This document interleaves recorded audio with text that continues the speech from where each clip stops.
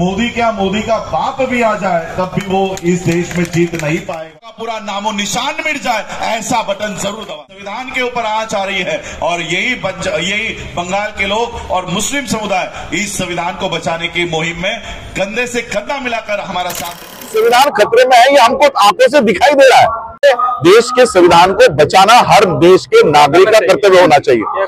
बाबा साहब ने इस देश के संविधान को बचाने के लिए सबसे बड़ी ताकत हमारे हाथ में दी है, वो है वोट की ताकत। इसे बेचो मत, इसको किसी के भी बहकाव में आकर, धर्म के ऊपर, जाति के ऊपर किसी के भी बहकाव में आकर बेचो मत और अपनी सरकार खुद चुनो। आने वाले हजारों इलेक्शंस में भी मोदी क्या, मोदी का बाप भी आ जाए तब भी वो इस देश में जीत नहीं पाएगा अगर इस देश के SC, ST, OBC और माइनॉरिटी इकट्ठा होकर इस देश की रक्षा करने का काम करें। आने वाले समय में हम लोग बहुत बार सुन रहे हैं कि देश का संविधान खतरे में है और ये मैं नहीं कह रहा हूं, सुप्रीम कोर्ट के टॉप मोस्ट जजेस ने उस समय ये बात हम लोगों को बता दी थी। जस्टिस चिलामेश्वर हो, जस्टिस गोगोई हो, जस्टिस जोसेफ हो, उस समय उन्होंने सुप्रीम कोर्ट के बाहर आकर प्रेस कॉन्फ्रेंस लेकर यह बात कही थी कि देश का संविधान, देश का लोकतंत्र खतरे में है, लेकिन उस समय हमने उनकी बात नहीं मानी। आज भी बाबा साहब अंबेडकर हमें इतनी बड़ी ताकत देकर गए हैं। 1917-1919 में जब south bureau committee, Simon commission इस भारत में आया, तब इस देश की ब्राह्मणिकल सिस्टम हम लोगों को वोट का अधिकार तक देना नहीं चाहती थी।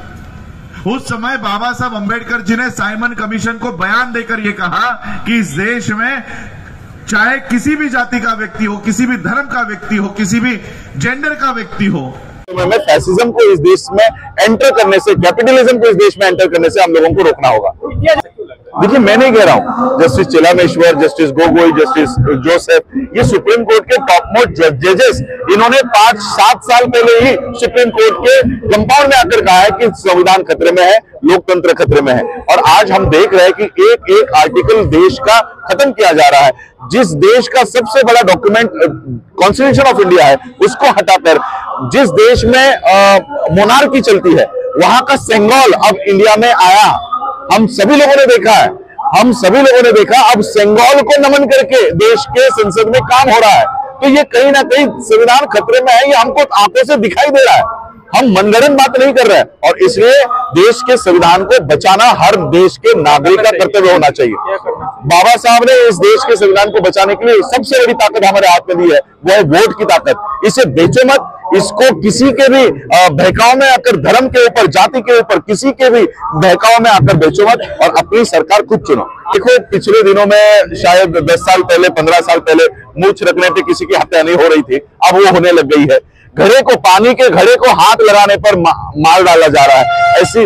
और पहली बार किसी IAS ऑफिसर को अपने ही शादी में घोड़ी पर बैठने के लिए पुलिस प्रोटेक्शन मंगाना पड़ा है। तो ये मेरे ख्याल से मोदी जी के राज्य में देश तरक्की अगर कर रहा है तो क्या इसे हम तरक्की मानेंगे?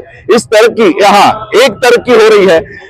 लॉकडाउन जब पूरा देश इन्फ्लेशन में था, पूरा देश -32.4% पे चला गया था, उस समय 7वें क्रमांक से उठकर अडानी दूसरे क्रमांक पर हो रहा था। ये विकास इस देश में हम लोगों ने देखा है।